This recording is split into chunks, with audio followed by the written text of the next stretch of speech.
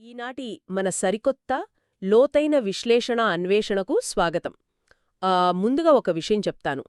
మనందరికీ ప్రతిరోజూ ఒక పెద్ద సమాచార వెల్లువ ఎదురవుతూనే ఉంటుంది కదా. హ్మ్. ఏది చూసినా కొత్త విషయమే అన్నట్టుంటుంది. అవును, ఖచ్చితంగా. బోలెడంత డేటా. కరెక్ట్.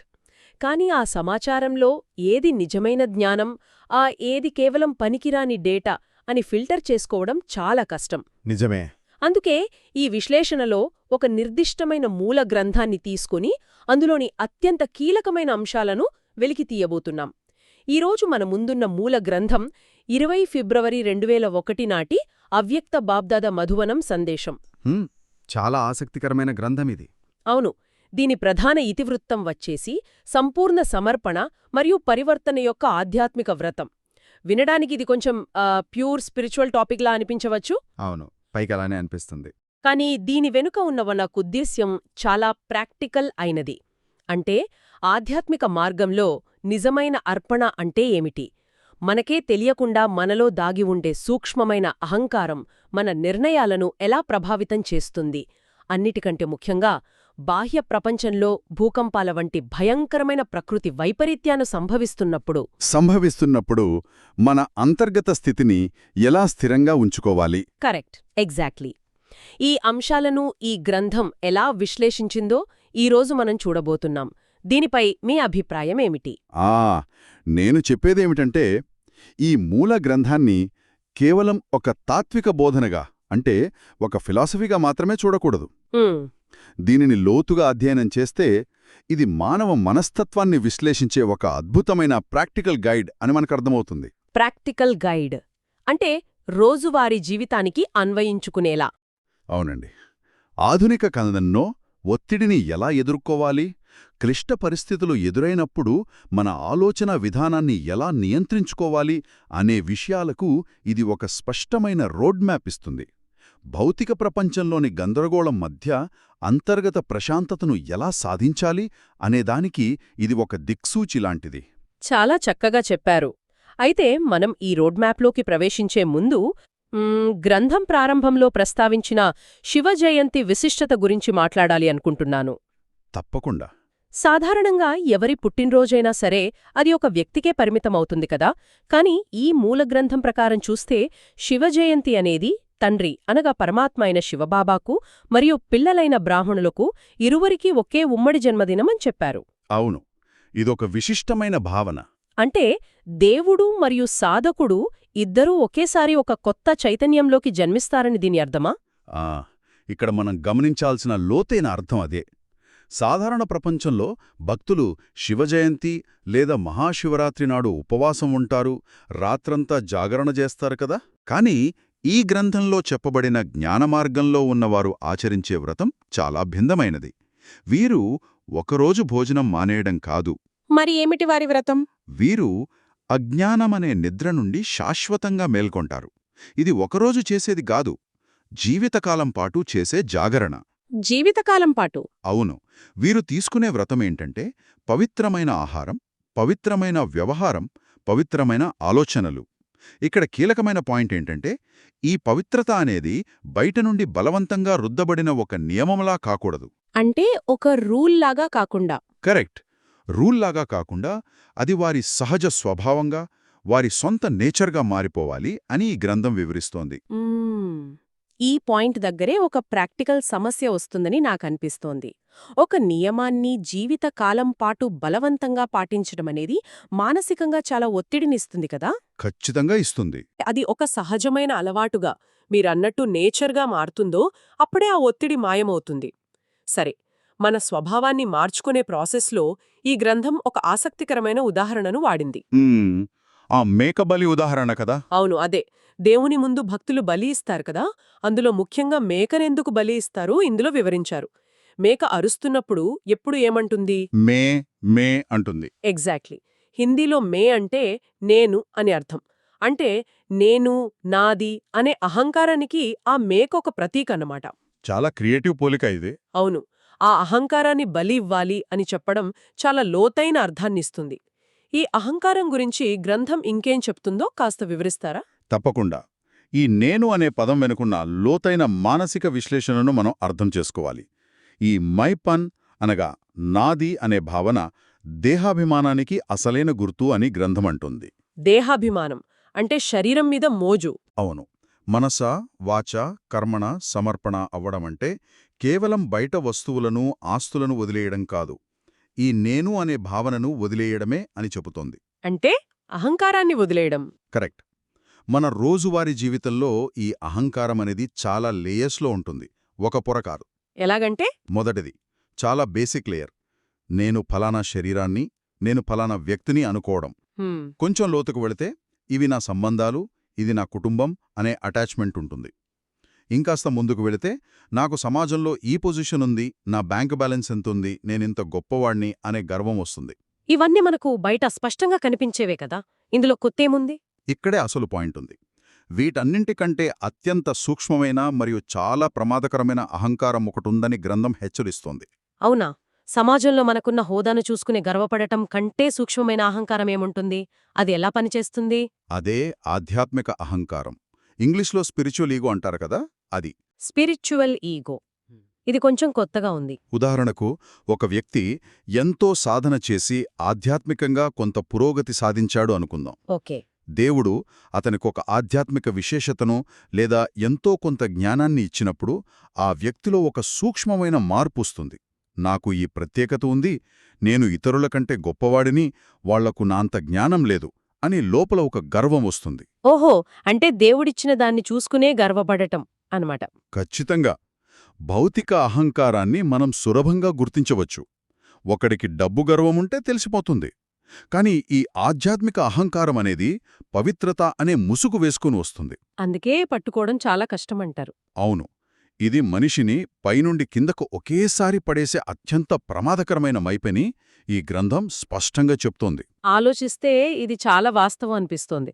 మనం తరచుగా చూస్తుంటాం, కొందరు వ్యక్తులు కాస్త ధ్యానం నేర్చుకోగానే లేదా 2 గొప్ప గ్రంథాలు చదవగానే ఎదుటివారిని జడ్జి చేస్తారు. అదే మిగతా వాళ్ల జీవన శైలిని జడ్జి చేయడం ప్రారంభిస్తారు. నువ్వు నాన్ వెజ్ తింటావు, నువ్వు దేవుడిని మొక్కవు అంటూ. అంటే దేవుడికి దగ్గరియాము అనుకునే ఆ భావనలోనే అహంకారాన్ని మరింత పెంచుకుంటున్నారు. కరెక్ట్. అది చాలా డేంజరస్ ట్రాప్. మరి ఈ సూక్ష్మమైన ఉచ్చులో పడకుండా ఉండాలంటే కేవలం సమర్పణ సరిపోదా? ఈ గ్రంథంలో సమర్పణకు మరియు సర్వసమర్పణకున్న తేడా ఏమిటో ఎలా వివరించారు? ఇది చాలా మంచి ప్రశ్న. సాధారణ సమర్పణ అంటే మన దగ్గరున్న సమయాన్ని లేదా ధనాన్ని భగవంతుని కార్యానికి అంకితం చేయడం కావచ్చు. అంటే చందాలివ్వడం, గుడికి వెళ్లడం లాంటివి. అవును. కాని సర్వసమర్పణ అనేది పూర్తిగా ఆంతరంగమైనది. దీని గురించి వివరిస్తూ గ్రంథంలో ఒక నిర్దిష్టమైన పదాన్ని వాడారు. అదేంటంటే 63 జన్మల నుండొస్తున్న పాత సంస్కారాలు. 63 జన్మలా? అవును. ఈ జ్ఞానమార్గం యొక్క తత్వశాస్త్రం ప్రకారం ఈ సుదీర్ఘ ప్రయాణంలో మనలో నాటుకుపోయిన నెగటివ్ అలవాట్లను, పాత ఆలోచనా విధానాలను పూర్తిగా మార్చుకోవడమే నిజమైన సమర్పణ. వర్తమాన పరిస్థితుల్లో మన మనసు మీద చెడు ప్రభావం కంటే వ్యర్థమైన మరియు నెగటివ్ ఆలోచనల ప్రభావం ఎక్కువగా ఉందని గ్రంథం చెబుతోంది. వ్యర్థమైన ఆలోచనలు అంటే ఓవర్ థింకింగ్ లాంటివా? ఖచ్చితంగా. ఒక పని తప్పు అని మెదడుతో లాజికల్గా తెలుసుకోవడం వేరు, కానీ అది తప్పు అని హృదయపూర్వకంగా ఫీల్ అయ్యి రియలైజ్ అయ్యి వదిలేయడం వేరు. ఆ రెండవదే నిజమైన సర్వసమర్పణ. ఇక్కడే ఒక ప్రాక్టికల్ సమస్య వస్తుందండి. చాలామంది ఏదైనా తప్పు చేసినప్పుడు నా నేచర్ అంతే, నాకిదే అలవాటు, నేనెప్పటికీ మారను అని అంటుంటారు కదా. అవును, అదొక సులభమైన సాకు. అంటే పాత అలవాట్లను వదిలేయడానికి బదులు వాటిని సమర్థించుకుంటారు. దీన్ని సర్వసమర్పణ అనలేము కదా. అసలు అనలేము. అయితే ఇదే సమయంలో ఇతరుల్ని చూసే దృక్పథం గురించి గ్రంథంలో ఒక ఇంట్రెస్టింగ్ రూల్ చెప్పారు. ఏ ఆత్మ విషయంలోనూ వీరు మారరు అని మనం తీర్పు చెప్పకూడదట. ప్రతి ఒక్కరి పట్ల శుభభావన, శుభకామన ఉంచుకోవాలని చెప్పారు. అవును, ఇది చాలా ముఖ్యమైన పాయింట్. నేనిక్కడ ఒక చిన్న సందేహాన్ని లేవనెత్తాలనుకుంటున్నాను. ఎవరైనా మనకు ఉద్దేశపూర్వకంగా హాని చేస్తుంటే లేదా మన పట్ల చాలా నెగటివ్గా ప్రవర్తిస్తుంటే వాళ్ల పట్ల కూడా శుభభావన ఉంచుకోవడం నిజంగా సాధ్యమేనా? ఇది కొంచెం గుడ్డి ఆశావాదంలాగా అనిపించడం లేదా? వినడానికి అలా అనిపించవచ్చు, కానీ దీనికి గ్రంథంలో ఒక స్పష్టమైన లాజిక్ ఇచ్చారు. ఇది కేవలం పళ్ళు కొరుకుంటూ భరించడం కాదు. మరేమిటి? ఈ సృష్టిలో ప్రకృతి అనేది అత్యంత కలుషితంగా అంటే తమోగుణంగా మారినప్పుడు దానిని దేవుడు తిరిగి స్వచ్ఛంగా సతోగుణంగా మారుస్తాడని వారు నమ్ముతారు కదా. అవును. మరి భౌతికమైన జడమైన ప్రకృతే మారగలిగినప్పుడు ఆ ప్రకృతికి యజమాని అయిన చైతన్యవంతమైన ఆత్మ ఎందుకు మారదు? ఆత్మ ఖచ్చితంగా మారుతుంది కదా. ఈ విశ్వాసంతోనే ఇతరుల పట్ల నిరంతర శుభభావన కలిగి ఉండాలి అని గ్రంథం వివరిస్తుంది. ఓహో, అలా లింక్ చేశారా దీన్ని? అవును. అంటే ఆ వ్యక్తి ప్రస్తుతం చేస్తున్న తప్పును మీరు సమర్థించమని దీని అర్థం కాదు. కాని ఆ వ్యక్తి ఎప్పటికీ ఇంతే, వీడికి మోక్షం లేదు అని శాశ్వతంగా ఒక లేబుల్ వేసే అధికారం మనకు లేదు, జడ్జిగా వ్యవహరించే హక్కు మనకు లేదని దీని అసలర్థం. చాలా క్లియర్గా చెప్పారు. అంటే మన పని వారిని జడ్జ్ చేయడం కాదు, మన అంతర్గత స్థితిని, మన శుభభావనను పదిలంగా ఉంచుకోవడం. సరే, ఇప్పుడు ఈ గ్రంథంలోని మరొక ఆసక్తికరమైన కాన్సెప్ట్ వైపు వెళ్దాం. చెప్పండి. మనల్ని మనం మార్చుకోవడం అనేది ఒక భాగమైతే, సమాజంలో ఎలా జీవించాలి, ఇతరులకి ఎలా ఉపయోగపడాలి అనే దానిపై డబుల్ సేవ అనే పదాన్ని వాడారు. ఇక్కడ 2 పదాలు చాలా ఆకర్షణీయంగా ఉన్నాయి. మైట్ అంటే శక్తి మరియు మైక్ అంటే వాయిస్. వీటి ప్రాముఖ్యత ఏమిటి? ఇది నేటి ఆధునిక నాయకత్వ లక్షణాలకు అంటే లీడర్షిప్ క్వాలిటీస్కు చాలా దగ్గరగా ఉంటుంది. గ్రంథంలో బ్రహ్మాబాబా అనే సంస్థాపకుడు ఉదాహరణ ఇచ్చారు. బ్రహ్మబాబా. ఆయన ఒక మైట్లాగా అనగా ఒక నిశ్శబ్ద శక్తి కేంద్రంలా పనిచేస్తూ తన అనుచరులను మైక్లుగా అంటే జ్ఞానాన్ని వ్యాప్తి చేసే సాధనాలుగా ఎలా తయారుచేశారో వివరించారు. అంటే ప్రాక్టికల్గా దీని అర్థమేమిటి? దీని ఆచరణాత్మక అర్థమేమిటంటే మనం ఎప్పుడూ ఇతరులకు ఏమి చెయ్యాలో చెబుతూ అంటే ఒక మైక్ లాగా అరుస్తూ ఉండకూడదు. అవును, ఎప్పుడూ లెక్చర్లిస్తుంటే ఎవరికీ నచ్చదు కదా. కరెక్ట్. మనం స్వయంగా మన ప్రవర్తన ద్వారా, మన ప్రశాంతత ద్వారా ఒక శక్తి కేంద్రంగా, ఒక మైట్గా మారాలి. అప్పుడేమవుతుందంటే మన వైబ్రేషన్స్ వల్ల ఇతరులు స్ఫూర్తి పొందుతారు. వారు కూడా సమాజానికి ఉపయోగపడే లీడర్స్గా ఎదుగుతారు. ఇది చాలా పవర్ఫుల్ పాయింట్ అండి. అంటే మనం నేర్చుకున్నది మన దగ్గరే ఉంచుకోకుండా ఒక పాజిటివ్ ఎకోసిస్టమ్ను క్రియేట్ చేయాలన్నమాట. ఒక బాస్ లాగా ఆర్డర్స్ వేయడం కాదు, ఒక మెంటర్ లాగా ఇతరులను ఎదగనివ్వాలి. ఎగ్జాక్ట్లీ. అదే అసలైన నాయకత్వం. అంతేకాకుండా ఈ గ్రంథంలో ఇంకో ఇంట్రెస్టింగ్ పాయింట్ ఉంది. విదేశాల నుండి మరియు భారతదేశం నుండి లౌకిక మరియు అలౌకిక జీవితాల మధ్య సమతుల్యత పాటించే ఆత్మల పుష్పగుచ్చాలను తీసుకురావాలని సూచించారు. లౌకిక అంటే ప్రాపంచిక జీవితం, అలౌకిక అంటే ఆధ్యాత్మిక జీవితం. అవును, బ్యాలెన్స్ చేయడం. ఈ పాయింట్ చూస్తే నాకేమనిపిస్తుందంటే, ఆధ్యాత్మికత అంటే ఇల్లు వదిలేసి అడవుల్లోకి వెళ్లి తపస్సు చేయడం కాదు అని వాళ్ళు చాలా స్పష్టంగా చెప్తున్నారు. 100% నిజం. ఆధునిక సమాజంలో సన్యాసం తీసుకుని అడవులకు వెళ్లిన వారి కంటే సమాజంలోనే ఉంటూ బ్యాలెన్స్ మెయింటైన్ చేసేవారే నిజమైన ఆదర్శంగా నిలుస్తారు కదా. ఖచ్చితంగా. ఉదయం 9 నుండి 5 వరకు ఒక కార్పొరేట్ ఉద్యోగం చేస్తూ కుటుంబ బాధ్యతలు చూసుకుంటూనే లోపల ఆధ్యాత్మిక ప్రశాంతత నిలుపుకోగలిగితే ప్రపంచానికి అంతకంటే గొప్ప ఉదాహరణ మరొకటి ఉండదు. నిజమే, అది చాలా కష్టం కూడా. అందుకే అటువంటి వారిని విదేశాల నుండి, భారతదేశం నుండి సేకరించి ఒక అందమైన పుష్పగుచ్చంలా ప్రపంచానికి చూపించాలని బాబ్దాదా ఆశిస్తున్నారు. ఒక సాధారణ మనిషికి ఇలాంటి వారిని చూసినప్పుడే ఒక నమ్మకం వస్తుంది, వీరు చెయ్యగలిగినప్పుడు నేను కూడా చెయ్యగలను అని. ఆ బ్యాలెన్స్ గురించి మాట్లాడుతున్నాం కాబట్టి, ఆ బ్యాలెన్స్కు ఎదురయ్యే అది పెద్ద పరీక్ష గురించి కూడా ఈ గ్రంథం ప్రస్తావించింది గదా. అదే ప్రకృతి వైపరీత్యాలు. అవును, భూకంపం గురించి. కరెక్ట్. 2001లో గుజరాత్లో వచ్చిన ఆ భయంకరమైన భూకంపం నేపథ్యాన్ని తీసుకుని గ్రంథంలో ఒక లోతైన ప్రశ్న అడిగారు. భౌతికంగా భూమి కదిలింది సరే, కాని ఆ సమయంలో లోపల మీ హృదయం కదిలిందా అని. ఇది చాలా డైరెక్ట్ ప్రశ్న. నిజం చెప్పాలంటే ఇది జీర్ణించుకోవడానికి కాస్త కష్టమైన పాయింట్. ఎందుకంటే భూకంపం వచ్చినప్పుడు భయపట్టమనేది ఒక సహజమైన జీవశాస్త్రపరమైన ప్రతిచర్య కదా. అడ్రినాలిన్ పంప్ అవుతుంది. అలాంటప్పుడు లోపల హృదయం కదలకుండా ఉండాలి, భయం రాకూడదు అని ఆశించడం వాస్తవికమేనా?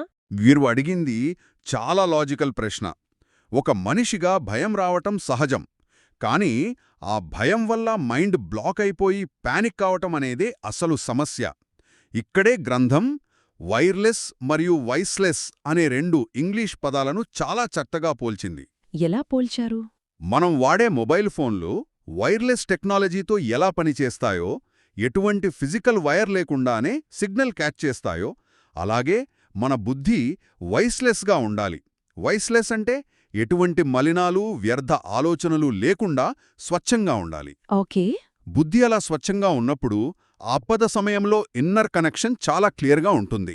అంటే ఆకస్మిక విపత్తు సమయంలో మెదడు ముద్దుబారిపోకుండా ఎటు వెళ్ళాలి, ఏం చెయ్యాలి, మనల్ని మనం ఎలా రక్షించుకోవాలి అనే ఒక టచింగ్ అంటే ఒక స్పష్టమైన ఆలోచన లేదా ఇంట్యూషన్ వస్తుందన్నమాట. కరెక్ట్. ఎవరైతే మనం ఇందాక మాట్లాడుకున్నట్లు పాత సంస్కారాలను, భయాలను సర్వసమర్పణ చేశారో వాళ్ల బుద్ధి మాత్రమే ఇలాంటి అత్యవసర సమయాల్లో కరెక్ట్గా సిగ్నల్స్ తీసుకుంటుంది. అద్భుతం. అంతేకాదు, దీని వెనుక ఒక సామాజిక బాధ్యత కూడా దాగి ఉంది. అదేంటి? ఎక్కడైతే అగ్ని ప్రమాదం జరుగుతుందో అక్కడికి ఫైర్ ఇంజిన్ సిబ్బంది వెళ్లి మంటలను ఎలా ఆర్పుతారో ఆలోచించండి. అలాగే సమాజంలో ప్రకృతి వైపరీత్యం వల్ల భయమనే మంటలు చెలరేగినప్పుడు ఆధ్యాత్మికత ఉన్నవారు ఆ భయానికి గురి కాకూడదు. వాళ్ళు స్ట్రాంగ్గా ఉండాలి. అవును. ఎందుకంటే అగ్నిమాపక సిబ్బందే మంటల్లో కాలిపోతుండే ఇతరులను ఎవరు రక్షిస్తారు చెప్పండి.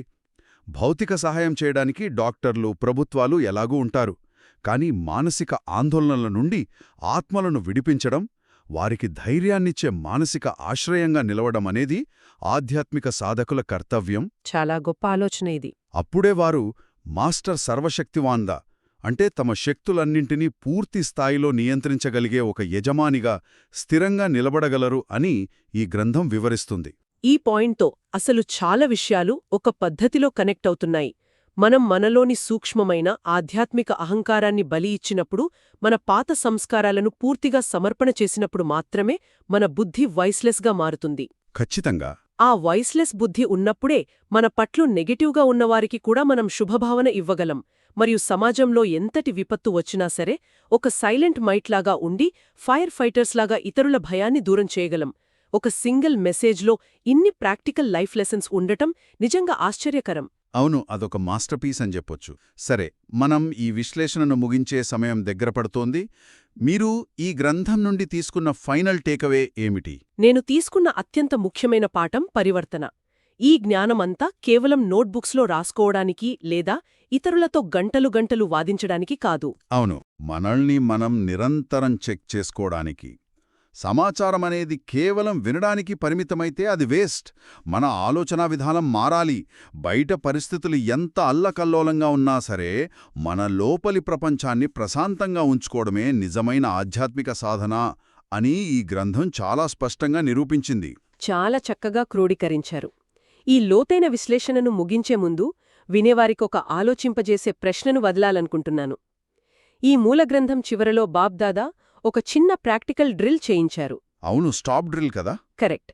ఒక్క సెకండ్లో మీ మనసును, బుద్ధిని పూర్తిగా ఏకాగ్రం చేసి స్టాప్ అనగానే ఆలోచనలన్నీ ఆగిపోయి ఒక బిందువుగా మారిపోయే డ్రిల్ అది. దీని గురించి మనందరం ఒక్కసారి లోతుగా ఆలోచించాలి.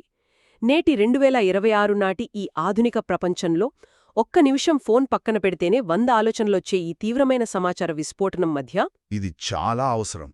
అవును, కేవలం ఒక్క సెకండులో మనసును పూర్తిగా నిశ్చలం చేయగలిగే శక్తిని మనం సాధిస్తే మన జీవితం ఎలా ఉంటుంది?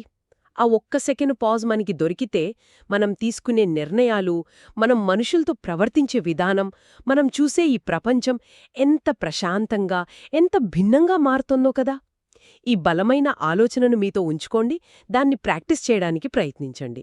మళ్ళీ మరొక ఆసక్తికరమైన అంశంతో తదుపరి విశ్లేషణలో కలుద్దాం. అప్పటి వరకు ప్రశాంతంగా ఉండండి, లూతుగా ఆలోచిస్తూ ఉండండి.